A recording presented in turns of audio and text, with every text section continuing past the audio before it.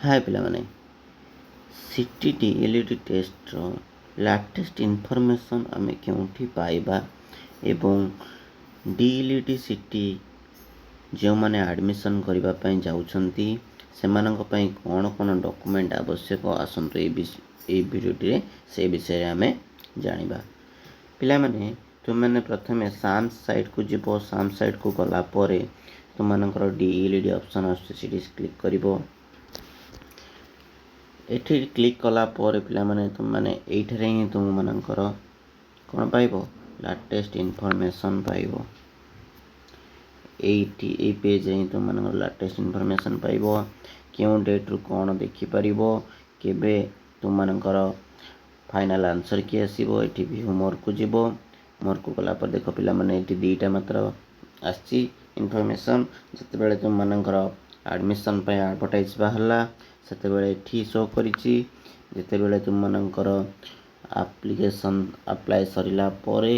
केबे परीक्षा हबो से विषय एठी तुमनकर इनफॉरमेशन देछि। ठीक सेही भली तुमनकर कोन हबो ना केबे तुमनकर रिजल्ट आसीबो कट ऑफ केबे आसीबो कट ऑफ केउठी देखि परिबो ना पिला माने एठी तुमनकर केउ कैटेगरी केते कट ऑफ गला एठी तुमनकर ओटे पीडीएफ शो करिवो। बुझि पाला पिला माने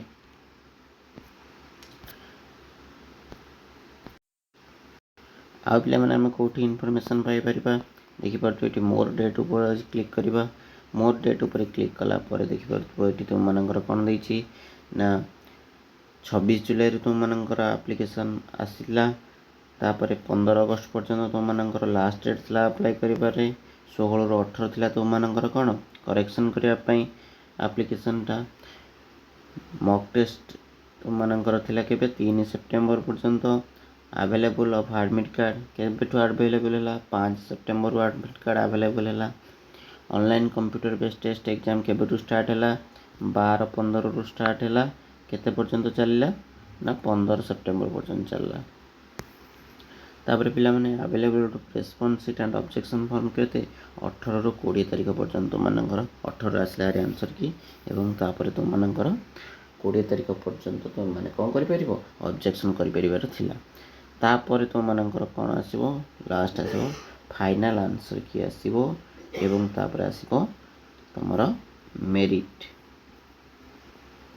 जेटा को हम कोन कहै कट ऑफ बोली मध्य कहै केते कट ऑफ जीवो। बुझि पाला पिला माने आस पिला माने एबे हमें देखिबा सीटी डीएलईडी एडमिशन पई कोन कोन डॉक्यूमेंट आवश्यक। तो तुम मैंने समस्ते बर्तमान परीक्षा देखिए बसिच तुम मान अपेक्षा कर रिजल्ट आसो कट ऑफ मार्क केबे आसो मु एडमिशन करी। तो एडमिशन करने पूर्व निश्चिंत वीडियोटी देखनी तुम मानकर बहुत किसी तुम मैंने वीडियो जापर पिला माने ये तुम मैंने देखिपुव document to be submitted at the time of admission. Admission समय कौन कौन डॉक्यूमेंट आमको दबाको पड़िबो। एटी तुम मानकर कौन देछि all candidates are required to submit one set of xerox copy of the following document with self attest. तुम माने कौन करिवो ना तुम मानकर एटी जहाँ जहाँ डॉक्यूमेंट देछि तार जेरॉक्स कौन करके गोटे गोटे सबुतकर जेरॉक्स गोटे स्टापलर रे पिन करके तुम माने दबाको पड़िबो है। डॉक्यूमेंट गुड़िक सबुतक रही सबू डॉक्यूमेंट तुम मैंने कौन कर निजर साइन कर पिला माने तले कौन कर निजर दस्तखत कर बुझिपार। देखा कौन कौन डॉक्यूमेंट दरकार तो पिला माने तुमने ये देखिपार डाउनलोड ऑनलाइन एप्लीकेशन फॉर्म जोटा तुम मैंने कौन कर ना अप्लाई करते तुम मानकर डीएलईडी सीटी आसला एप्लीकेशन अप्लाई कल परीक्षा देवाई से जो एप्लीकेशन फॉर्म टा डाउनलोड कर डाउनलोड इंटीमेशन लेटर तुम मानकर कौन हो ना जिते बड़े तुम मैंने सिलेक्ट हो जाइथिबो सेते बेले तुम्हें निजे लॉगिन करिकी किपरि सेटा हेबो वीडियोटी माध्यम तुम मैंने जानि परिबो इंटीमेशन लेटर किपरि डाउनलोड करा जो से विषय वीडियोटी आसीबो। तो तुम मैंने इंटीमेशन लेटर डाउनलोड करिबो देन तापरे all certificate and marksheet in original form तुम मानकर जहाँ भी तुम मानकर मार्कशीट सर्टिफिकेट अच्छी कौन कर ओरिजिनल फॉर्म रे आनिबो Certificate of headmaster of the school of the effect that she has passed HSC in Odia in the cases who have passed from board of secondary education Odisha without Odia as MIL ଯେଉଁମାନେ କ'ଣ କରିଛନ୍ତି ନା MIL ପଢ଼ି ନାହାନ୍ତି ହେଲା ଅଲଗା କିଛି subject ପଢ଼ିଛନ୍ତି ସେମାନଙ୍କ ପାଖରେ ଯେଉଁ ସାର୍ଟିଫିକେଟ୍ ଅଛି ସେମାନେ ସେଇ ସାର୍ଟିଫିକେଟ୍ର ଜେରକ୍ସ ୱିଥ୍ ଅରିଜିନାଲ୍ ଧରିକି ଆସିବ ଦେନ୍ ତାପରେ ରେସିଡେଣ୍ଟିଆଲ୍ ସାର୍ଟିଫିକେଟ୍ ଇସ୍ୟୁଡ୍ ବାଇ ତହସିଲଦାର ଅର୍ ଆଡ଼ିସନାଲ୍ ତହସିଲଦାର ଆଫ୍ଟର 30/6/2019 ତ ପିଲାମାନେ ତୁମମାନଙ୍କର ଯେଉଁ ରେସିଡେଣ୍ଟ ସାର୍ଟିଫିକେଟ୍ ହେବ ସେଇଟା କେବେଠୁ ହେବା ଦରକାର ନା 30/6 ପରେ ଯେଉଁମାନଙ୍କର 30/6/2019 ପରେ ଯେଉଁମାନଙ୍କର ସାର୍ଟିଫିକେଟ୍ ଅଛି ସେଇମାନେ ହିଁ ଏଲିଜିବୁଲ୍ ମାନେ ସେ ସାର୍ଟିଫିକେଟ୍ଟା ହିଁ ତୁମର ଭ୍ୟାଲିଡେଟ୍ ନଚେତ୍ ତୁମର ସେ ସାର୍ଟିଫିକେଟ୍ଟା ଭ୍ୟାଲିଡେଟ୍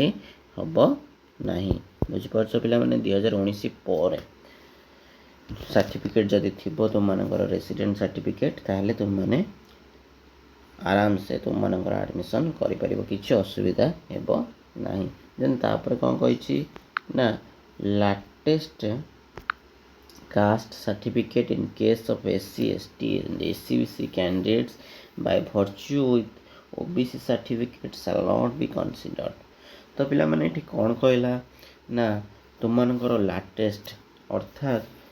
ଲାଟେଷ୍ଟ ମାନେ କ'ଣ ଏବେକାର ହିଁ ଆମେ ବୁଝିବା ତ ପିଲାମାନେ 2024 ମସିହାରେ ଯେଉଁମାନଙ୍କର ସାର୍ଟିଫିକେଟ୍ ଅଛି କାଷ୍ଟ ସାର୍ଟିଫିକେଟ୍ SC, ST ଆଉ SCBC ସେମାନଙ୍କୁ କୌଣସି ପ୍ରକାର ମଧ୍ୟ ଅସୁବିଧା ହେବ ନାହିଁ ସେମାନେ ଆରାମସେ ଏଇ ସାର୍ଟିଫିକେଟ୍ ଦେଲା ପରେ ତୁମମାନେ କ'ଣ କରିପାରିବ ଆଡ଼ମିସନ୍ କରିପାରିବ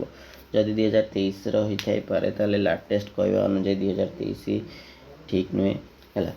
2024ର ତୁମମାନେ କରିନିଅ ଯଦି କରିନାହଁ ତୁମ ପାଖରେ ନାହିଁ ତାହେଲେ ତୁମମାନେ କରିନ ଯଦି ନଚେତ୍ 2023 ହେଲେ ତୁମମାନଙ୍କର ବର୍ଷେ ଭିତରେ ଯେଉଁମାନେ ସାର୍ଟିଫିକେଟ୍ କରିଛ ତ ଠିକ୍ ଅଛି ଯଦି ବର୍ଷେରୁ ଅଧିକ ହୋଇଯାଇଛି ତାହେଲେ ତୁମମାନେ ନିଶ୍ଚିନ୍ତ କରିନିଅ ଯେହେତୁ କି ଲାଟେଷ୍ଟ ବୋଲି କହିଛି କିଛି କିନ୍ତୁ ଡେଟ୍ ମେନସନ୍ କରିନି ତ କରିନେବାଟା ବେଟର୍ ହେବ ବୁଝିପାରିଲ ପିଲାମାନେ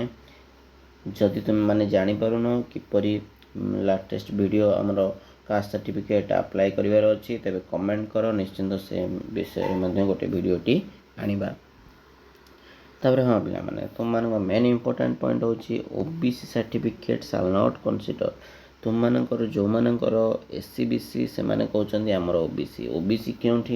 ତୁମମାନଙ୍କର ଲାଗେ ନା ଯେତେବେଳେ ଆମେ ସେଣ୍ଟ୍ରାଲ ଜବ୍ ପାଇଁ ଆପ୍ଲାଏ କରୁଛେ ସେତେବେଳେ OBC certificate required but in state government only SCBC certificates are required ବୁଝିପାରିଲ ପିଲାମାନେ ଯେତେବେଳେ ଆମେ ଷ୍ଟେଟ୍ ଗଭର୍ଣ୍ଣମେଣ୍ଟ ପାଇଁ ଆପ୍ଲାଏ କରୁଛେ ରାଜ୍ୟ ସରକାର ଯେଉଁ ଆମର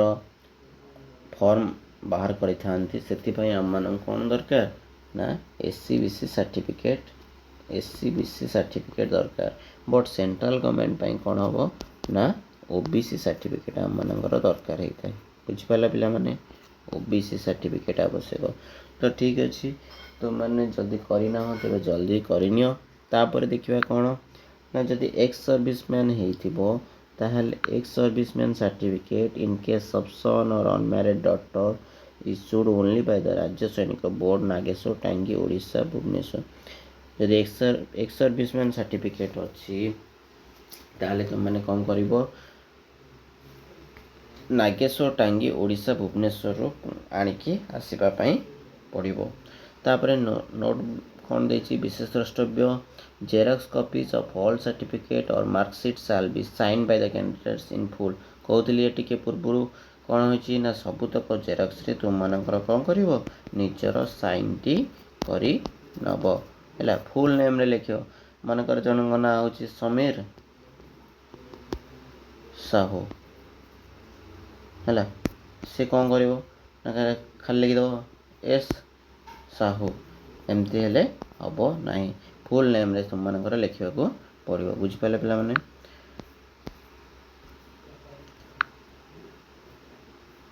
ତାପରେ ପିଲାମାନେ କ'ଣ ଲେଖା ହେଇଛି ନା in addition to the above points the following shall be submitted at the time of admission to the head of the teacher education institute DIET or ETI ତୁମମାନଙ୍କୁ କ'ଣ କରିବାକୁ ପଡ଼ିବ ନା ସବୁତକ ଡାଏଟ୍ର ହେଡ୍ଙ୍କୁ ଦେବାକୁ ପଡ଼ିବ କେତେବେଳେ ନା ଆଡ଼ମିସନ୍ ସମୟରେ। ତାପରେ ଆଡ଼ମିସନ୍ ଫି ପିଲାମାନେ କେତେ ଅଛି ତୁମମାନଙ୍କର ନା 2800 କେଉଁଠି ତୁମମାନଙ୍କର ଗଭର୍ଣ୍ଣମେଣ୍ଟରେ 2800 ଗଭର୍ଣ୍ଣମେଣ୍ଟ କଲେଜରେ ଡାଏଟ୍ ଆଉ ITIରେ ହେଲା। କିନ୍ତୁ ତୁମମାନଙ୍କର ଥମସନ୍ ଓମେନ୍ସ ଟ୍ରେନିଂ ସ୍କୁଲରେ କେତେ ପିଲାମାନେ 15392। ତାପରେ ପିଲାମାନେ ଦେଖ ଏଠି ହଷ୍ଟେଲ ଫି ଇନକ୍ଲୁଡ଼ ନୁହଁ। ହଷ୍ଟେଲ ଫି ତୁମମାନଙ୍କର କ'ଣ ହେବ ହଷ୍ଟେଲ ଫି ଅଲଗା ହେବ। ତୁମମାନଙ୍କର ଆଡ଼ମିସନ୍ ସହିତ ହଷ୍ଟେଲ ଫି ଆସିବ ନାହିଁ। ତାପରେ ପିଲାମାନେ ତୁମମାନଙ୍କର କ'ଣ ଦରକାର ନା CLC ଓରିଜିନାଲ୍ ଫର୍ମ। CLC ପାଇଁ ଦରକାର ଓରିଜିନାଲ୍ ତୁମର ଜେରକ୍ସ ହେଲେ CLC ସେମାନେ ନେବେ ନାହିଁ। ଆଉ କଣ୍ଡକ୍ଟ ସାର୍ଟିଫିକେଟ୍ ତାପରେ 2 recent passport size photo or stamp size photo. ତୁମମାନଙ୍କର ପାସପୋର୍ଟ ସାଇଜ୍ ଫଟୋ ତୁମମାନେ ଆଣିପାରିବ ନଚେତ୍ ଷ୍ଟାମ୍ପ ସାଇଜ୍ ଫଟୋଗ୍ରାଫ ତୁମମାନେ 2ଟା ଲେଖା ନେଇକି ଯାଇଥିବ। ପିଲାମାନେ ବୁଝିପାରିଲ କ'ଣ କ'ଣ ଡକୁମେଣ୍ଟ ଆବଶ୍ୟକ। ଯଦି ତୁମମାନେ କାଷ୍ଟ ସାର୍ଟିଫିକେଟ୍ କରିନାହଁ କିପରି ତୁମମାନେ ଆପ୍ଲାଏ କରିବା ପାଇଁ ଚାହୁଁଛ ତାହେଲେ ତୁମମାନେ କମେଣ୍ଟ କର। ଭିଡ଼ିଓଟି ସେ ବିଷୟରେ ନିଶ୍ଚିନ୍ତ ଆମେ ଆଣିବା। ଯଦି ଜାଣି ନ ପାରୁଛ